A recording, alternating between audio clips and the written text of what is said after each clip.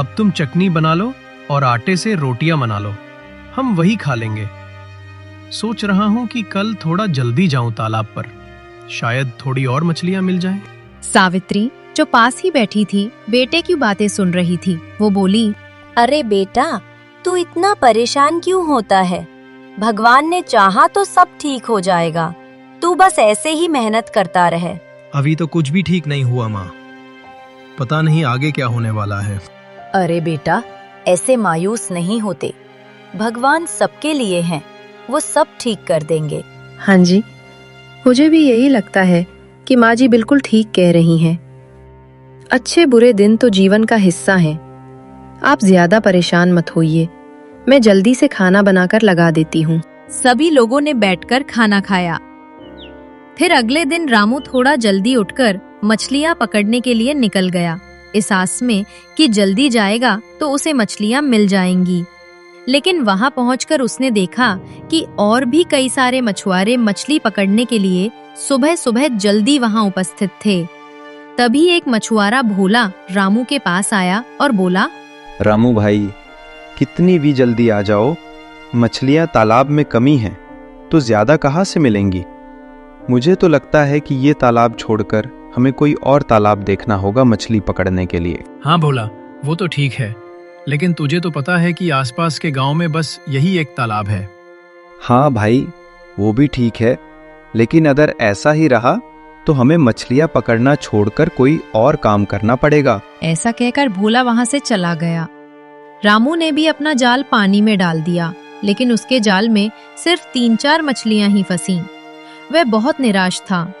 मायूसी के साथ वह बाजार गया और उन्हें बेचकर जो भी पैसे मिले उससे अपने घर के लिए दाल चावल खरीद लाया और गौरी को थमाते हुए बोला, आज भी बस इतना ही मिला है, इसी से काम चलाना पड़ेगा।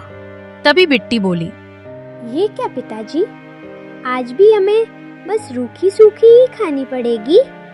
अच्छा खाना खाए हुए कितने दिन हो गए हैं। गौरी तुरंत बोली, बिट्टी तुम आजकल बहुत बोलने लगी हो, चलो चुपचाप खाना खा लो, तुम्हें पढ़ाई भी करनी है। अपने पिताजी से ऐसे बात नहीं करते।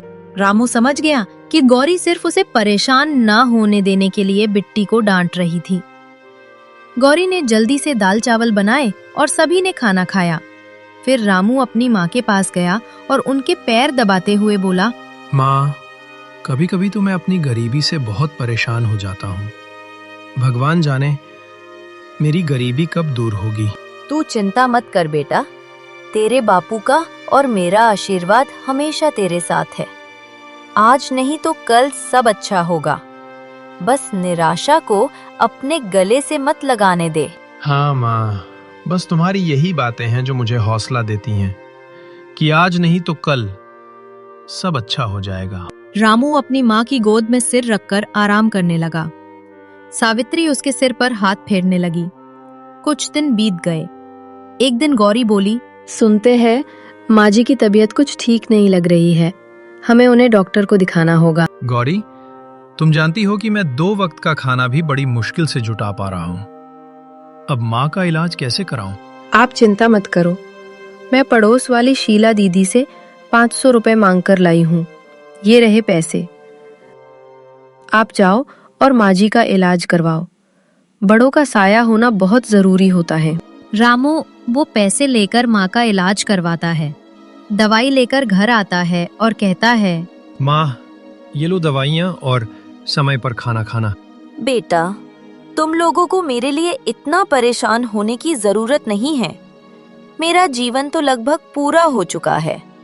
मैंने सुना है कि गौरी पड़ोस से उधार मांगकर ये पैसे लाई है। मेरे लिए इतना परेशान मत हो। परेशानी की क्या बात है माँ, तुम हमारे लिए बहुत जरूरी हो। तुम्हारे जीवन से बड़ा हमारे लिए कुछ भी नहीं है। अब चलो, ये दवाई खाओ और जल्दी ठीक हो जाओ। सावित्री ने आशीर्वाद दिया, दवाई खाई और सो गईं। सुबह करीब 11 बजे गौरी बोली, बिट्टी बेटा, दादी अब तक कमरे से बाहर नहीं आई हैं, जाकर देखो जरा। बिट्टी कमरे में गई तो देखा दादी आंखें बंद किए पड़ी हैं। दादी माँ, उठो ना, बहुत देर हो गई है, माँ बुला रही है। दादी माँ। बहुत बुलाने पर भी दादी नहीं उठी। बिट्टी दौड़ती हुई बोली, माँ, दादी माँ तो उठ ही नहीं रही है, मैंने बहुत जगाया। गौरी दौड़कर गई और देखा कि सावित्री का देहांत हो चुका था। माँ जी, माँ जी, माँ जी। रामू ने अपनी माँ का अंतिम संस्कार किया। अब जब भी रामू घर में बैठता है, अपनी माँ के कमरे को देखकर दुखी हो जाता है। एक दिन रामू बोला, गौरी, मुझे इस कमरे को देखकर माँ की बहुत याद आती है, इसे बंद कर दो। हाँ जी, सही कहते हैं। इस कमरे को देखती हूँ तो बहुत याद आती है। फिर उसने कोठरी बंद कर दी। माँ के देहांत को 1 महीना बीत गया। हालात अब भी नहीं सुधरे थे। गौरी, मुझे लगता है अब मछली बेचने का काम छोड़ देना चाहिए, इससे घर में ही चल पा रहा है। हाँ जी, मैं भी यही कहना चाहती थी। अगले दिन रामू काम ढूंढने निकला, पर उसे कोई काम नहीं मिला। वो निराश होकर लौट रहा था। तभी रास्ते में भोला मिला, जो किराने की दुकान पर बैठा था। रामू भाई, अरे रामू भाई, कहाँ जा रहे हो? क्या बताऊं भोला भाई, काम ढूंढने गया था लेकिन कहीं काम नहीं मिला। हाँ रामू, मछलियों में अब फायदा नहीं रहा। मैंने भी मछलियाँ छोड़ दी और सेठ जी की दुकान पर काम कर लिया है। अब यही काम करता हूँ, ठीक ठाक पैसे मिल जाते हैं। ये तो बहुत अच्छी बात है भोला भाई। अच्छा, अब मैं चलता हूँ। घर आकर रामू ने सारी बात गौरी को बताई। गौरी, मैंने बहुत कोशिश की लेकिन कोई काम नहीं मिला। अब समझ नहीं आता क्या करूं। हाँ जी, पर इतना मायूस होने की जरूरत नहीं है।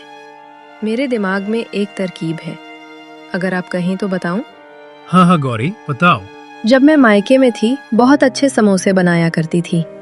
मोहल्ले वाले मेरे हाथ के समोसे बहुत पसंद करते थे। अगर आप कहें तो मैं घर से समोसे बनाकर दूं और आप उन्हें तलकर बेच देना। वैसे भी हमारे गांव में कोई समोसे की दुकान नहीं है। आपके समोसे बहुत बिकेंगे, बस एक कोशिश की देर है। बिकेंगे या नहीं ये तो नहीं कह सकता गौरी, लेकिन ठीक है, तुम समोसे बना कर दो, मैं बेच कर देखता हूँ। लेकिन गौरी, उसमें भी एक सवाल है। हमारे पास समोसे की दुकान खोलने के लिए तो पैसे ही नहीं है। हम समोसे की दुकान कैसे खोलेंगे? और तुम तो जानती हो, गांव में कोई उधारी भी नहीं देता। थोड़ी देर सोचती है और चहकते हुए बोलती है, अजी, अजी, आपको याद है जब मैं दुल्हन बनकर नई नई घर में आई थी तो माँ जी ने मुझे अपना मंगलसूत्र उतार कर दिया था। वो मंगलसूत्र अभी भी मेरे पास जैसा का तैसा रखा है। ऐसा करते हैं, हम उसे बेच देते हैं और उसी से समोसे की दुकान शुरू कर देते हैं। नहीं नहीं गौरी, वो माँ जी की आखिरी निशानी है, हम उसे नहीं बेच सकते। उस मंगलसूत्र में माँ का आशीर्वाद भी तो है। वो तो ठीक है, लेकिन इस वक्त सबसे जरूरी है आपके लिए एक दुकान खुलवाई जाए। आखिर हमारे बेटे और बेटी के बारे में भी तो सोचना है, और हो सकता है माँ का आशीर्वाद इसीलिए अभी तक मेरे पास रखा हो कि वो आपके काम आ जाए। गौरी जिद करके अपना मंगलसूत्र बेचने के लिए दे देती है। रामू मंगलसूत्र बेचकर समोसे के लिए आलू की बोरी, तेल, मसाले, कढ़ाई, सारी चीजें खरीद कर ले आता है और गौरी से कहता है, देखो गौरी, मैं सारा सामान ले आया हूँ, बस तुम मुझे समोसे बनाकर दे दो और मैं तलकर बेचता हूँ। तब तक मैं किराए का ठेला लेकर आता हूँ। रामू ठेला लेने चला जाता है। इधर गौरी किचन में सारी चीजें जमाती है और समोसे बनाने लगती है।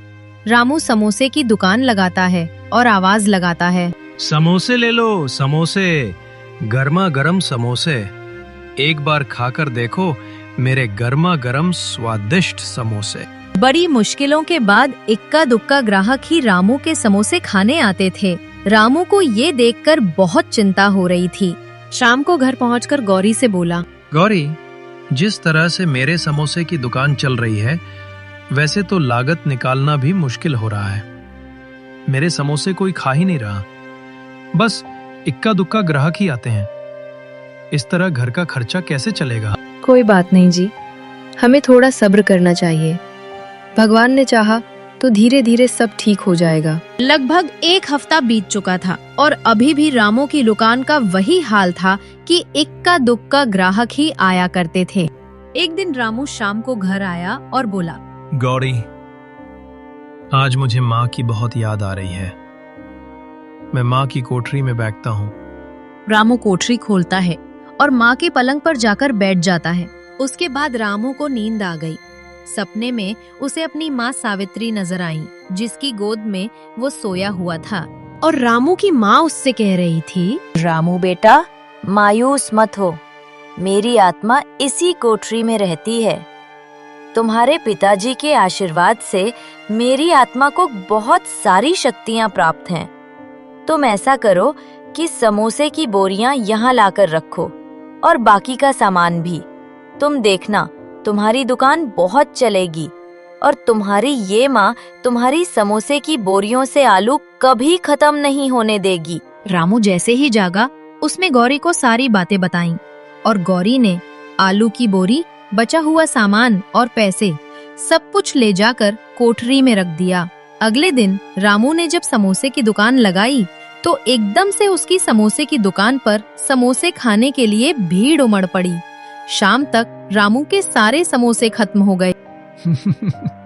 गौरी, आज मेरे सारे समोसे बिक गए, बल्कि समोसे कम पड़ गए थे।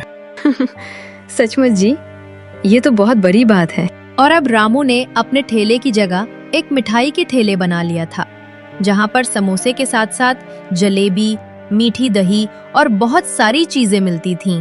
रामू की समोसे की दुकान दिन ब दिन मशहूर होती जा रही थी। रामू को पता नहीं था, लेकिन आते जाते भोला रामू की चलती हुई दुकान को देखकर बहुत जल भुन रहा था। एक दिन भोला अपने मन में बोला, बताओ भला, कल तक इस रामू के पास काम नहीं था और इसके घर पर खाने के भी लाले थे। इसने समोसे की दुकान क्या खोली? यह तो पैसे छाप रहा है। इसकी समोसे की दुकान पर रोज इतनी भीड़ रहती है, समझ नहीं आता लोगों को इसके समोसे इतने क्यों पसंद आ रहे हैं। चलो, आज मैं भी एक खाकर देखता हूँ। भोला रामू की दुकान पर जाता है और रामू से कहता है, अरे रामू भाई, मेरे लिए भी 2 समोसे लगा देना। भोला समोसे खाता है और मन ही मन बोलता है, ऐसा भी कुछ खास नहीं है इन समोसों में। जरूर ही कोई जादू टोना कर रहा है, जिसकी वजह से इसके समोसे इतने बिक रहे हैं। ऐसा सोचकर भोला वहाँ से चला गया। अब भोला रोज रामू के समोसे बिकते हुए देखकर मन ही मन कुढ़ता रहता। धीरे धीरे समय बीतने लगा और रामू के समोसे खूब बिकते रहे। लगभग 6 महीने का समय बीत चुका था। शाम को पंचायत बिठाई गई। मुखिया ने पंचायत में गंगा देवी मौसी को बुलाया और बोला, आसपास के गांव के लोग भी रामू के यहाँ समोसे, जलेबी और दूसरे पकवान खाने आते हैं। लेकिन ये बात भोला को बिल्कुल पसंद नहीं आ रही थी। एक दिन भोला रामू के घर के सामने से जा रहा था। तभी उसने रामू को अपनी पत्नी से बात करते सुना, तो वो खिड़की में छुपकर सुनने लगा। गौरी, अगर इस कोठी में माँ का आशीर्वाद नहीं होता और इस कोठरी में हमारी सारी चीजें रखने से वो खत्म नहीं होती, तो शायद आज इतना बड़ा बिजनेस हम खड़ा नहीं कर पाते। हाँ जी, सब माँ का आशीर्वाद और आपके पुण्य कर्मों का प्रताप है। अच्छा, तो रामू की कामयाबी का ये राज है। रामू अपनी माँ की कोठरी के कारण कामयाब हो रहा है। तो ठीक है, मैं इस कोठरी में ही आग लगा देता हूँ। न कोठरी रहेगी और न ही रामू कामयाब होगा। रात को भोला चोरी से रामू की कोठरी में आग लगा देता है और भाग जाता है। रामू की कोठरी धू धू करके जलने लगी। रामू अपने दोनों बच्चों और पत्नी के साथ बाहर आ गया। तब तक सारे गांव वाले इकट्ठा हो गए। मुखिया जी रामू के पास आए और बोले, अरे भाई रामू, तुम्हारा सारा घर तो जल गया। ऐसा करो, अभी तुम मेरे घर चलो और फिर सुबह सोचना कि क्या करना है। मुखिया जी रामू को लेकर अपने साथ घर चले गए। दूसरे दिन जब मुखिया कहीं घूमने गया था और वापस आया तो उसने रामू से कहा, अरे भाई रामू, ये पता चल गया है कि तुम्हारे घर में आग किसने लगाई है। आज शाम को पंचायत है, तुम उसमें आओ, मैं वहीं बताऊंगा कि आग किसने लगाई। हाँ गंगा देवी मौसी, जरा आप बताइए कि आपने क्या देखा था, किसने रामू के घर में आग लगाई थी। मुखिया जी, अक्सर मेरे घर अगर कोई चीज खत्म हो जाती है तो मैं गौरी के घर से ले आती हूँ।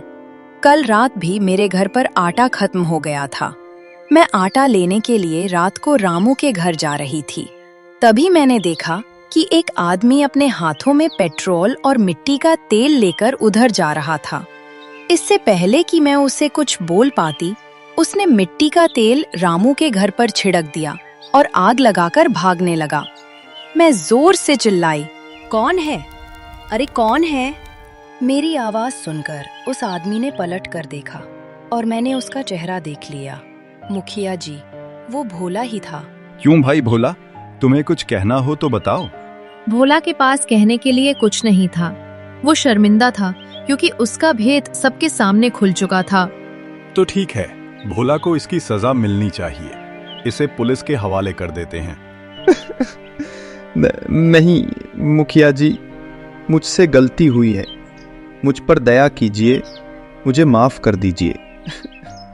रामू, मुझे माफ कर दो। मेरे भी छोटे छोटे बच्चे हैं, मेरी पत्नी है। अगर मैं जेल चला गया तो उनका खर्च कौन उठाएगा? तुम माफी के लायक नहीं हो भोला, तुम्हें तो जेल जाना ही पड़ेगा। नहीं मुखिया जी, इसे पुलिस के हवाले मत कीजिए। ये मेरा दोस्त है। मैं मानता हूं कि इसने गलती की है, लेकिन कोई बात नहीं, मैं इसे माफ करता हूं।